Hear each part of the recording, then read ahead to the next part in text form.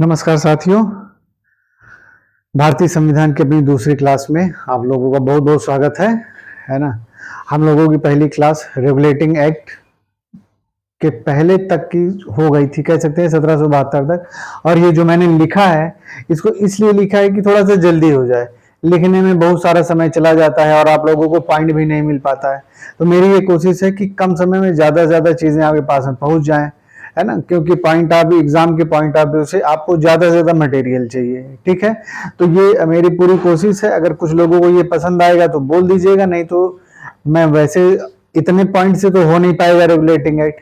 ये 4 पॉइंट है, मैंने लिख दिया। बाकी फिर अभी मैं जब आप लोग इसको लिख लेंगे, समझा देंगे, फिर आगे और पॉइंट बता देंगे। क्योंकि आज रेगुलेटिंग एक्ट और 1781 एक्ट ऑफ सेटलमेंट, जिसको 1781 का बंदोबस्त कानून भी बोला जाता है, एक्ट ऑफ सेटलमेंट, उस दोनों चीजों को कवर करना है। उसके पहले वीडियो में हो चुका है।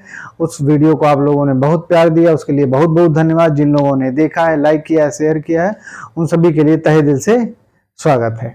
ठीक है दोस्तों, तो मेरी बात रेगुलेटिंग एक्ट के प्रावधान पे आके रुकी हुई है। ठीक है, यानी रेगुलेटिंग एक्ट 1773 में आता है। मैंने जैसा कि कल पहले वीडियो में बताया था कि 1772 तक आते आते कंपनी लगभग 60 लाख पाउंड के ऋण में चली गई थी। बाकायदा उसने एक लेटर दिया था सरकार को कि कंपनी का ऋण 60 लाख पाउंड है। और मैंने ये भी बताया था कि 1772 में उसने सरकार को एक लेटर भी दिया था कि उसे 10 लाख पाउंड की और ऋण दे दी जाए। 60 लाख पाउंड तो उसके ऊपर टोटल कंपनी का ऋण है, लेकिन सरकार से वो पैसा मांग रही, कितना, 10 लाख पाउंड मांग रही है कि आप 10 लाख पाउंड हमें और दे दीजिए तो हम कंपनी को सही कर देंगे। लेकिन चीजें ठीक हो नहीं रही हैं। जबकि मैंने कहा कि 67-68 में कंपनी ने सरकार से ये वायदा किया है कि हम आपको 4 लाख पाउंड और दे देंगे, 4 लाख पाउंड वार्षिक देंगे सरकार को, एक तरह से नजराने के रूप में, रिश्वत के रूप में, कि सरकार दूर से ही देगी तमाशा। 67 से 72 तक आते आते ये सारी चीजें हो जाती हैं। कंपनी लगातार बिल्कुल से ऋण के बोझ के तले दबती चली जा रही है। ऐसी स्थिति में 1772 में ब्रिटेन का प्रधानमंत्री नॉर्थब्रुक रहता है। उसने जो है एक कमेटी गठित की थी। संसद की एक प्रवर समिति रहती है, एक बाद में गुप्त समिति रहती है। उन दोनों समितियों ने अपने जब रिपोर्ट सौंपे जो है उसमें से, तो संसद में नॉर्थ ने 2 कानून पास कराए थे। एक कानून तो मैंने बताया था कि रेगुलेटिंग एक्ट और उसके प्रावधान के लिए था। दूसरा एक कानून इसी से संबंधित है कि जो कंपनी ने 10 लाख पाउंड सरकार से उधार मांगा था कंपनी को चलाने के लिए भारत में, सरकार ने उसकी बात मान ली थी और सरकार ने दूसरे कानून के तहत 4% ब्याज पे 14 लाख पाउंड का ऋण कंपनी को और दे दिया कुछ सालों के लिए। कितने पे? 4% ब्याज पे 14 लाख पाउंड दे दिया। कितना? 14 लाख पाउंड दे दिया। 14 लाख पाउंड दे दिया। ये मैं आपको सिर्फ समझाने के लिए बता रहा हूं, जल्दी से समझ जाइए। फिर रेगुलेटिंग एक्ट का प्रावधान तो लिखा ही है। ठीक, तो ये 4% ब्याज पे 14 लाख पाउंड का सरकार ने कंपनी को दे दिया दूसरे कानून के तहत। अब पहला कानून तो रेगुलेटिंग एक्ट का था। तो रेगुलेटिंग एक्ट के लिए हमने बताया कि रेगुलेट करना है। रेगुलेटिंग एक्ट का मतलब कंपनी यहाँ पे काम कर रही है, कंपनी कलेक्टिव रूप से दिवालिया हो गई है, ऋण के बोझ के तले दबी चली गई है। ठीक है, लेकिन उसके कर्मचारी मालामाल होते जा रहे हैं। जब यहाँ से लंदन लौट रहे हैं तो करोड़ों करोड़ों रुपए सोने चांदी लेके जा रहे हैं। ये सब बातें मैंने कल आपको बता दी थी। अभी बताने का मतलब इतना है कि रेगुलेटिंग एक्ट अब आ गया है कानून के तहत, और उस रेगुलेटिंग एक्ट में सरकार ने क्या क्या किया है। रेगुलेटिंग एक्ट में कंपनी को चलाने के लिए कि कंपनी जो है, जो व्याप्त भ्रष्टाचार है उसको दूर किया जाए, कंपनी अपनी मर्जी ना कर पाए पूरी तरह से भारत में, क्योंकि अल्टीमेट ब्रिटिश सरकार की बदनामी हो रही थी। क्योंकि कंपनी आई कहां से थी? ब्रिटेन से ही आई थी, तो बदनामी सरकार की हो रही थी। और उस समय जो है बदनामी कंपनी का भाड़ा कंपनी के लिए था जरूर, लेकिन सरकार जो है उसको दूर से देख नहीं सकती थी। ठीक, तो रेगुलेटिंग एक्ट में यह प्रावधान किया गया। सबसे पहला काम तो यह किया गया कि जो बंगाल के गवर्नर थे, उस समय बंगाल का गवर्नर कौन था? Warren Hastings. उनको बंगाल का गवर्नर जनरल कहा गया। इसके पहले बंगाल के गवर्नर थे, बंगाल के गवर्नर वारेन हेस्टिंग्स पहले भी थे, 1772 में जब आ गए हैं। लेकिन रेगुलेटिंग एक्ट में बकायदा यह लिख के आया कि बंगाल का प्रथम गवर्नर जनरल गवर्नर जनरल कौन होगा? वारेन हेस्टिंग्स होगा, प्रथम गवर्नर जनरल नियुक्त किया गया है। ठीक है, इसके बाद दूसरा क्या किया गया कि कंपनी को चलाने के लिए जो वहां पे लंदन में डायरेक्टर्स बैठे थे उनकी संख्या निश्चित कर दी गई, क्योंकि कंपनी यहां काम कर रही थी, रिमोट कंट्रोल उसका लंदन में था। तो ऐसे डायरेक्टरों की कोर्ट ऑफ डायरेक्टर्स जिसको बोला जाता है उसकी संख्या निश्चित कर दी गई। संख्या कितनी निश्चित कर दी गई? 24। यानी कि अब कोर्ट ऑफ डायरेक्टर्स में ऐसा नहीं कि सैकड़ों लोग आके बैठ जाएंगे, कोई कहीं से भी लंदन में चला आएगा वो कोर्ट ऑफ डायरेक्टर का मेंबर बन जाएगा, ऐसा नहीं है। कोर्ट ऑफ डायरेक्टर्स में 24 संख्या होगी और जो सिर्फ 4 वर्ष के लिए चुने जाएंगे, जो 24 लोग आएंगे वो 4 वर्ष के लिए चुने जाएंगे, उसमें से भी 25% लोग 24 में से हर वर्ष रिटायर हो जाएंगे। ये बिल्कुल वैसी ही है जैसे आज आप अपने यहाँ राज्यसभा देखते हैं, ना, राज्यसभा में जो स्थिति है, विधान परिषद की जो स्थिति है, मैंने पहले भी कल ही कहा था कि संविधान बनने की प्रक्रिया जो है वो 1773 के एक्ट से शुरू हो जाती है।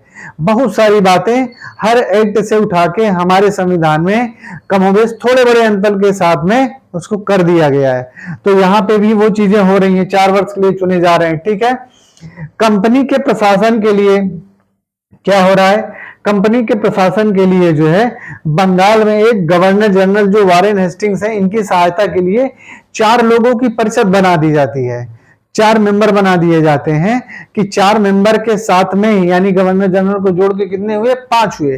ये 4 हो गए और प्लस गवर्नर जनरल 1 हो गया, 5, यानी कि 5 लोगों की पूरी परिषद रहेगी, जिसमें बहुमत कितना रहेगा?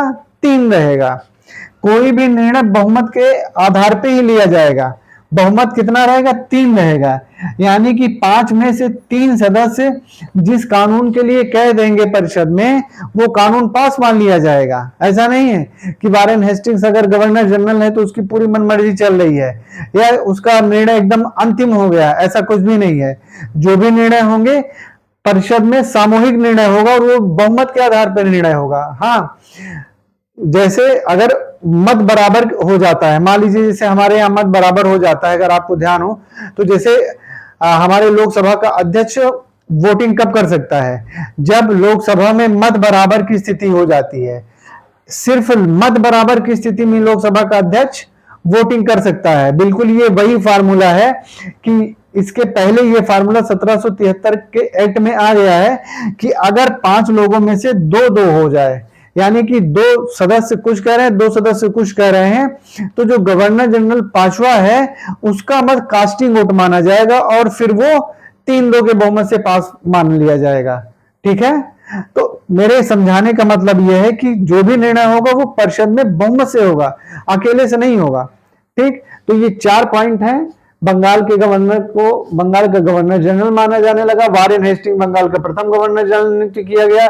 कंपनी के कोर्ट ऑफ डायरेक्टर्स की संख्या 24 हो गई। ठीक है, जो 4 वर्ष के लिए चुने जाएंगे और जो 25% प्रतिवर्ष अवकाश प्राप्त करेंगे। ठीक, इसके बाद कंपनी के प्रशासन के लिए बंगाल में गवर्नर जनरल की सहायता के लिए परिषद नियुक्त की गई। परिषद बहुत इंपॉर्टेंट है। ठीक है, बहुमत के आधार पर निर्णय होगा, 3-2 के आधार पर होगा। गवर्नर जनरल सिर्फ कास्टिंग वोट यानी मत बराबर की स्थिति में ही वोट कर सकता है। ठीक है, तो ये मैंने लिख लिया था पहले से ही आपको समझाने के लिए कि हमारा समय कम जाए। ठीक है, फिर अब हम इसको मिटा दे रहे हैं। जो लोग लिखना चाहे पॉइंट आउट कर लें। ठीक है, बाकी फिर हम अगले पॉइंट पे चलते हैं। रेगुलेटिंग एक्ट के 4 पॉइंट हो गया है। इसी एक्ट के द्वारा कलकत्ता में एक सुप्रीम कोर्ट की स्थापना की भी बात कही गई। सुप्रीम कोर्ट की स्थापना की बात कही गई और उसके मुख्य न्यायाधीश कौन होते हैं? सर एलिजा इम्पे होते हैं। ठीक है, और उनके साथ में 3 और छोटे जजों की भी नियुक्ति की गई। ठीक, और 1773 में ये बकायदा लिख दिया गया कि सुप्रीम कोर्ट की स्थापना होगी। तो पांचवें पॉइंट में इस एक्ट के द्वारा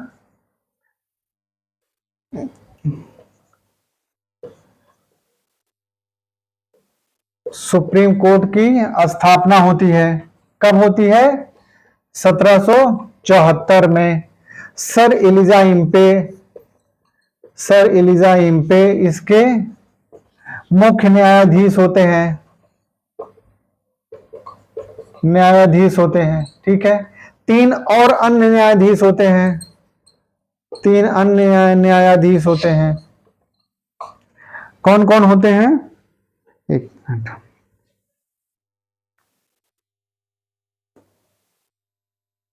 हाँ, चेम्बर्स, थोड़ा सा ये इंक खत्म हो गया है। चेम्बर्स, लिमेस्टर और हाइड।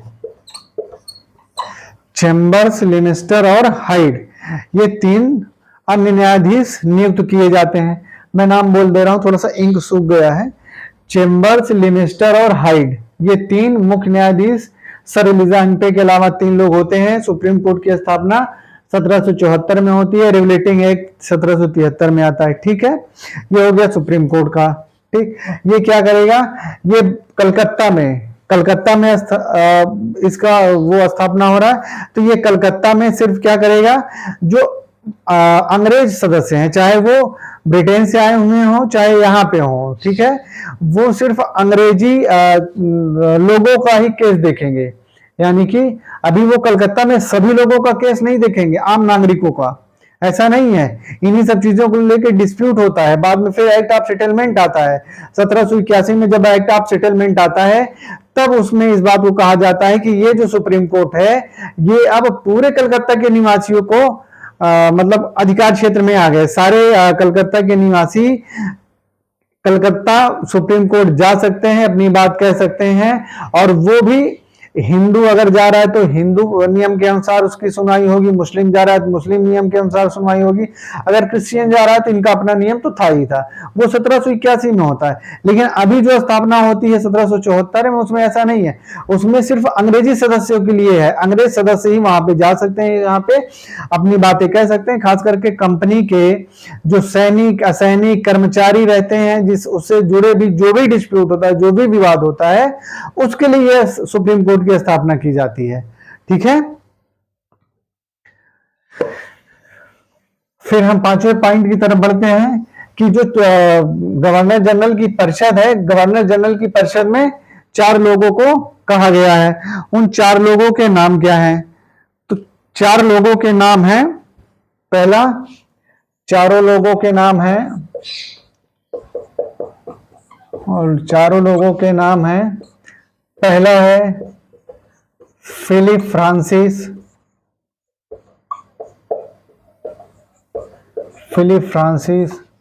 दूसरा है बर्वेल, तीसरा है मानसेन,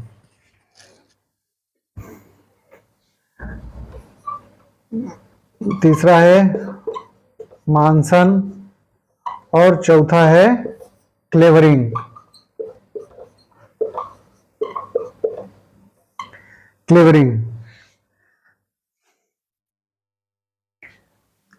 थोड़ा सा इंक की प्रॉब्लम है, पता नहीं क्यों चल नहीं रहा है, जबकि मैंने इंक इसमें डाला है ना, पता नहीं। तो चारों लोगों के नाम इस तरह से हैं, फिलिप फ्रांसिस है, बारवेल है, मानसन है और क्लेवरिंग। ये चारों सदस्य रहते हैं, परिषद के सदस्य रहते हैं, जिनके नाम इस तरह से हैं। आप नोट कर लीजिए क्योंकि ये नाम जल्दी मिलते नहीं है। फिलिप फ्रांसिस, बारवेल, मानसन और क्लेवरिंग, ये चारों लोग रहते हैं। सुप्रीम कोर्ट के जो 3 अन्य न्यायाधीश रहते हैं, उनका नाम आपके लिए इंपॉर्टेंट है, बंगाल के गवर्नर जनरल के तौर पे, ठीक है। तो ये एक प्रकार से कुल मिला के सुप्रीम कोर्ट की स्थापना 1774 में हो रही। रेगुलेटिंग एक्ट में जो प्रमुख बातें थी वो यही है। एक और बात जो कह सकते हैं कि छठा पॉइंट है कि कंपनी के कर्मचारी इस एक्ट के पहले निजी रिश्वत जो लेते थे, उपहार लेते थे, लेन देन करते थे, वो सब इसके तहत बंद कर दिया गया। अब कंपनी के कर्मचारी ऐसे उपहार, निजी रिश्वत कुछ भी नहीं ले पाएंगे। जो राजा महाराजा, जो क्षेत्रीय होते थे, अपना काम निकालने के लिए कर्मचारियों को दे देते थे। क्योंकि आपको पता होना चाहिए, रेगुलेटिंग एक्ट के आने के पहले खास करके कंपनी कलेक्टिव रूप में तो व्यापार करती ही थी, जो कंपनी के कर्मचारी भी होते थे वो भी निजी रूप से व्यापार करते थे। यानी कंपनी का व्यापार चल रहा है एक तरफ, कंपनी के कर्मचारी अपने व्यापार में लगे हुए हैं, उनको कंपनी से मतलब नहीं है। खास करके बाद में वो निजी व्यापार में इतने मस्त हो जाते हैं कि आगे चल के फिर जब आप प्लासी का युद्ध पढ़ेंगे 57 जो है, तो उसमें एक सबसे बड़ा अगर आपने नाम सुना होगा तो दस्तक आता है। ये जो दस्तक होता है निजी व्यापार के लिए बंगाल का जो नवाब रहता है सासू, उसी ने जारी किया होता है, और इसको लेके डिस्प्यूट हो जाता है। कंपनी के कर्मचारी कहते हैं कि नहीं, दस्तक निजी हमारे लिए है, और जो नवाब रहता है वो कहता है नहीं, हमने सिर्फ कंपनी के लिए जारी किया है। तो ये दस्तक 3,000 रुपए देके जारी करता था एक साल के लिए, कि कंपनी एक साल में 3,000 रुपए दे दे, फिर उसको कोई टैक्स नहीं देना पड़ेगा, कोई शुल्क बंगाल में नहीं देना पड़ेगा। तो मेरे बताने का ये मतलब है कि कंपनी के जो निजी कर्मचारी थे वो इतनी कमाई कर रहे थे, कंपनी तो जा रही थी गड्ढे में। तो कहने का ये मतलब है कि इसके साथ में रेगुलेटिंग एक्ट में ये प्रावधान बनाया गया कि अब कंपनी के कर्मचारी निजी व्यापार नहीं करेंगे, उस पर लगाम लगा दी गई। ऐसी कोई भी निजी तौर पे गतिविधियां नहीं करेंगे जो कंपनी के लिए हार्मफुल हो, नुकसानदायक हो। ठीक है, तो ये कुल मिला के 7 पॉइंट हो गए। बाकी अगर इसको देखा जाए तो जो ब्रिटिश सरकार के कोर्ट ऑफ डायरेक्टर्स थे, गवर्निंग बॉडी जो थी, जो है वो जो वहां पे बैठी थी, ये कंपनी के लिए निश्चित कर दिया गया कि ये सारी चीजें जो है, जो कंपनी के डायरेक्टर्स हैं वो सब कुछ विवरण मंगवा सकते हैं, जा सकते हैं, परख सकते हैं, ये सब सारी चीजें वो कर सकते हैं। और बाकायदा अगर सरकार इन सब चीजों को कोर्ट ऑफ डायरेक्टर से मांगती है तो उनको देना पड़ेगा सरकार को। अब वो हिला हवाली का काम नहीं कर सकते हैं। तो इस तरह से रेगुलेटिंग एक्ट में बहुत सारी गतिविधियां हैं छोटी छोटी, पर आपके एग्जाम पॉइंट ऑफ व्यू से वो जो 7-8 गतिविधियां हैं उसको मैंने बता दिया है, जो प्रावधान इसमें डाले गए हैं खास करके, है ना, उन सबको यही है। और इसके अलावा कुछ ऐसा विशेष नहीं है, क्योंकि फिर वो बहुत डीप हो जाएगा, वो छोटे छोटे पॉइंट हैं, फिर वो आपके बहुत काम के लिए नहीं है, मान लीजिए। ठीक है, तो कुल मिला के ये हो गया। अब मैंने अभी अभी बताया था कि एक आता है कि इसके बाद जब ये एक्ट आ जाता है रेगुलेटिंग एक्ट, तो 1781 तक आते आते स्थिति और चरमरा जाती है। चरमरा कैसे जाती है? क्योंकि इस एक्ट में बहुत सारी विरोधाभासी बातें थी, जैसे कि जो गवर्नर परिषद होगी वो बहुमत के आधार पे काम करेगी। तो इस वजह से कि अगर उसमें 3 लोग वारेन हेस्टिंग्स के विरोध में हो जाते थे तो सरकार यानी कि जो यहाँ की गवर्निंग काउंसिल थी वो अपना काम कर नहीं पाती थी। तो इसको लेके आए दिन डिस्प्यूट होता था, कोई भी कानून सही से पास नहीं हो पाता था। जो परिषद के चारों लोग रहते थे वो वारेन हेस्टिंग्स से लड़े भिड़े रहते थे। दूसरी बात, जो गवर्नर जनरल की परिषद है और जो सुप्रीम कोर्ट का अधिकार क्षेत्र है, वो दोनों अधिकार क्षेत्र को बताया नहीं गया है।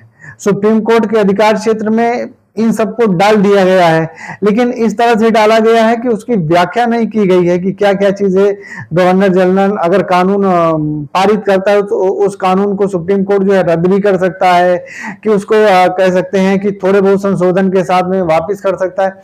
ये सब सारी चीजें नहीं है। मोटा मोटा ये है कि जो परिषद है, परिषद के काम को गवर्नर सुप्रीम कोर्ट के अधीन कर दिया गया। एक तो ये डिस्प्यूट हो गया। दूसरा डिस्प्यूट क्या था? गवर्निंग जो बॉडी थी, जो परिषद थे, वो आपस में ही भिड़ रहे थे, क्योंकि गवर्नर जनरल को ऐसा कोई विशेषाधिकार नहीं था वारेन हेस्टिंग्स, इस वजह से वो परेशान हो जा रहा था। तीसरी बात, जो कलकत्ता के निवासी थे वो परेशान थे। सुप्रीम कोर्ट की स्थापना 1774 में हो जाती, पर वो जाए तो जाए कहां? जो प्रांतीय न्यायालय थे, सुप्रीम कोर्ट की स्थापना के पहले आपको पता होगा कि प्रांतीय न्यायालय भी थे, वो प्रांतीय न्यायालय अपनी मनमर्जी कर रहे थे, और उसका अधिकार क्षेत्र सुप्रीम कोर्ट रहेगा कि गवर्नर जनरल की परिषद रहेगी। यानी कि अगर प्रांतीय न्यायालय से कोई डिसीजन आता है, मान लीजिए हमारे यहाँ कोई जिला अदालत से कोई निर्णय आता है या हाई कोर्ट से निर्णय आता है, तो उसके ऊपर सुनवाई कहां होगी? सुप्रीम कोर्ट में होगी कि भारत के राष्ट्रपति में होगी? ये उसी तरीके से डिस्प्यूट था। जैसे हमारे यहाँ एकदम है कि सुप्रीम कोर्ट में ही होगी, संविधान में लिख दिया गया है, पर उस समय 1773 के रेगुलेटिंग एक्ट में ऐसा नहीं था। तो वहां पे ये डिस्प्यूट होता था कि प्रांतीय न्यायालय के ऊपर कौन सुनवाई करेगा, गवर्नर जनरल की परिषद करेगी कि जो सुप्रीम कोर्ट है वो करेगी? इन सब चीजों को लेकर बहुत जबरदस्त डिस्प्यूट था। तो इसी डिस्प्यूट को दूर करने के लिए 1781 में आता है एक्ट ऑफ सेटलमेंट, जिसको कहते हैं हम बंदोबस्त कानून। 1781 में आता है एक्ट ऑफ सेटलमेंट।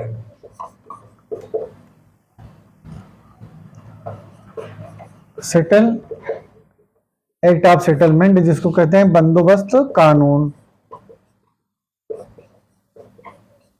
बंदोबस्त कानून। इसमें बहुत सारी बातें नहीं है दोस्तों, इसमें सिर्फ 3-4 मुख्य बातें हैं। इसमें अधिकार क्षेत्र का कह सकते हैं कि अलगाव कर दिया गया। कौन किसका अधिकार क्षेत्र है उसको बता दिया गया कि सुप्रीम कोर्ट का यह अधिकार क्षेत्र है कि वो गवर्नर जनरल के द्वारा जो भी पास कानून है उस पर कोई अतिक्रमण नहीं लगाएगा, उस पर ऐसा अधिकार नहीं लगाएगा या रोक नहीं लेगा। गवर्नर जनरल के अपने कानून है, अगर वो कानून गवर्नर जनरल की परिषद ने बहुमत द्वारा कर दिया है तो वो पास समझा जाएगा। सुप्रीम कोर्ट उसमें अनावश्यक हस्तक्षेप नहीं कर सकता।